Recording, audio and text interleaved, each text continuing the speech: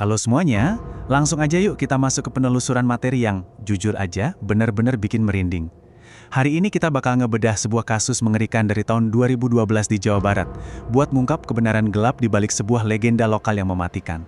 Siapin mental kalian ya, karena ini bukan sekedar cerita horor biasa, tapi tragedi nyata yang penuh sama tabu, misteri, dan sesuatu yang gak kasat mata. Tapi sebelum kita ngebahas rentetan peristiwa tragis yang terjadi di minggu pagi yang naas itu, kita harus nanya dulu nih ke diri sendiri. Apa sih sebenarnya yang dipercaya sama warga lokal lagi ngumpet di bawah permukaan air sungai yang kelihatannya tenang itu? Sesuatu yang diam-diam nunggu mangsa, khusus buat mereka yang berani ngelanggar aturan. Oke, kita masuk ke bagian pertama nih, tentang legenda Lulun Samak, rahasia gelap sang sungai. Nah, ini dia nih sosok yang namanya Lulun Samak. Bentuknya nipu banget loh. Dari luar, wujudnya kelihatan sama sekali nggak bahaya. Kadang cuma kayak tikar yang hanyut terbawa arus, atau bentuknya kayak labi-labi alias kura-kura air tawar.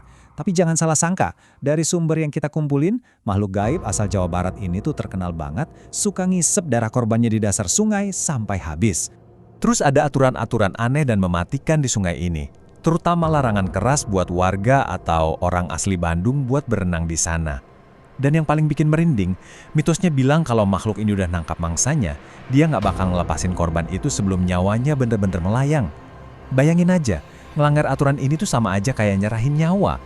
Lanjut ke bagian kedua, tentang minggu pagi yang naas pas aturan-aturan tadi mulai dilanggar. Jadi gini ceritanya, walaupun warga desa sebenarnya udah pada takut banget karena sering kejadian ada yang tenggelam di setiap akhir musim kemarau, sekelompok remaja ini tetap aja nekat. Ada Dian, umurnya masih 13 tahun, bareng 3 temennya, Anis, Mita, sama Hana. Mereka janjian buat ngabisin minggu pagi di sana sambil nyuci karpet masjid. Jadi poin pentingnya di sini adalah mereka sebenarnya tahu banget kalau tempat itu berbahaya. Tanpa disadari, si Dian ini kayak lagi numpuk kesialan buat dirinya sendiri, ngelanggar banyak banget pantangan supernatural sekaligus. Pertama, keluarganya udah ngelarang keras dia pergi. Kedua, kondisi Dian waktu itu lagi haid. Kalian tahu sendiri kan, di kepercayaan lokal, kondisi kayak gitu tuh dianggap tabu banget dan kurang bersih buat main ke tempat angker. Dan pastinya, mereka ini kan warga asli daerah sana, yang artinya mereka ngelanggar aturan utama sungai itu. Coba perhatiin timeline kejadiannya deh, karena ini cepat banget. Jam 7 pagi, seorang warga sempat lihat anak-anak ini jalan beriringan sambil ketawa-ketawa menuju sungai. Kelihatannya murni kayak weekend biasa yang asik kan? Tapi lihat lompatan waktunya. Cuma selang 3 jam, pas jam 10 pagi, tiba-tiba terdengar jeritan kepanikan yang luar biasa dari arah pinggir sungai. Suasana yang tadinya damai langsung berubah jadi kekacauan dan teror. Masuk ke bagian ketiga, pertemuan mengerikan dengan sosok misterius, Aki Bugis. Sebelum jeritan histeris tadi pecah, waktu mereka lagi asik berenang agak jauh ke area kampung sebelah, tiba-tiba ada kejadian aneh. Dian, yang lagi ngambang telentang di air, tiba-tiba nyeletuk candaan yang gelak dan morbid banget ke teman-temannya. Dia bilang, "Tengok aku, kalau aku tenggelam berarti badan aku bakal ngambang kayak gini lah ya." Astaga, ini tuh beneran kayak firasat mengerikan tentang apa yang bakal kejadian sebentar lagi. Dan bener aja, habis dia ngomong gitu, kejanggalan kedua muncul. Tiba-tiba ada sosok kakek-kakek yang gak mereka kenal duduk di atas batu besar dekat situ. Kakek itu geleng-geleng kepala dan ngasih peringatan yang tegas banget. "Pulang kalian, jangan main di sini." Terus, yang bikin bulu kuduk berdiri, pas anak-anak ini noleh lagi sekedip mata kemudian, kakek itu udah hilang. Lenyap gitu aja, tanpa jejak. Kalian pasti mikir itu manusia biasa kan? Ternyata bukan. Penduduk setempat yakin banget kalau kakek itu adalah Aki Bugis, roh leluhur penjaga desa tersebut.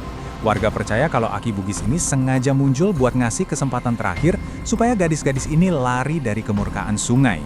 Sayangnya, peringatan itu malah diabaikan sama mereka. Nah, ini ngebawa kita ke bagian 4. Perjuangan di sungai, sebuah kejadian tenggelam yang rasanya mustahil. Gara-gara cuek sama peringatan tadi, malah petakannya pun datang. Nggak ada hujan, nggak ada angin, arus sungai tiba-tiba aja berubah jadi super deras dan ganas. Dian, Anis, Mita, dan Hana, keempatnya langsung keseret paksa ke bawah air secara bersamaan. Bayangin kepanikannya.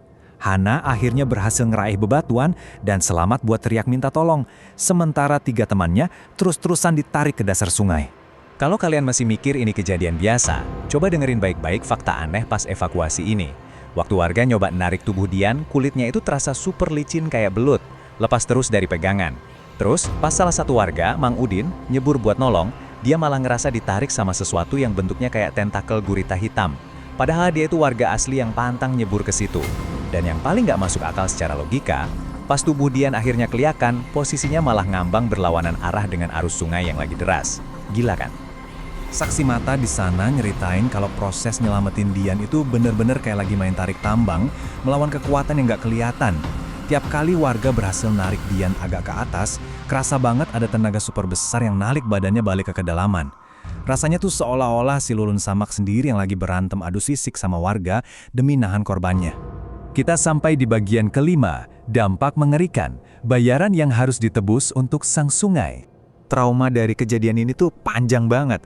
Dian pada akhirnya dinyatakan meninggal dunia setelah 15 menit gak ada respons di darat. Di sisi lain, Anis yang selamat, yang berat badannya cuma sekitar 40 kg, mendadak jadi seberat batu pas mau digendong pulang sama warga. Aneh banget kan? Belum lagi setelah itu, Anis terus-terusan ngalamin kesurupan parah. Dia terus ngigau, nyeritain proses tenggelamnya, sampai akhirnya warga harus ngelakuin ruqyah berkali-kali biar dia bisa sembuh. Dan kengerian ini ternyata nggak berhenti di situ aja. Beberapa waktu kemudian, ada pemancing lokal yang lagi asik mancing di dekat lokasi pas cuaca lagi mendung. Tiba-tiba, dia dengar suara anak perempuan ngomong, "Ayo cepet pulang, udah sore keburu hujan." Sang pemancing merinding hebat, karena dia kenal suara itu. Suara itu mirip banget sama suaranya almarhumah Dian. Kayak seolah-olah sekarang Dian yang gantiin tugasnya Aki Bugis buat ngasih peringatan ke orang-orang supaya ngejauh dari sungai itu. Jadi, dari penelusuran tragis kita kali ini, ada satu pertanyaan besar yang ngeganjal di pikiran kita. Di mana sih sebenarnya batas antara musibah alam murni dengan kutukan goib? Apa yang sebenarnya bersembunyi di dasar air itu? Diam-diam, nungguin orang berikutnya yang berani ngelanggar aturan. Makasih udah ikutin penelusuran ini sampai habis.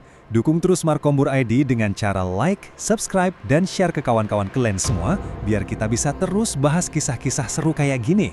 Sampai ketemu di penelusuran selanjutnya, tetap asik, dan pastinya jangan lupa bahagia.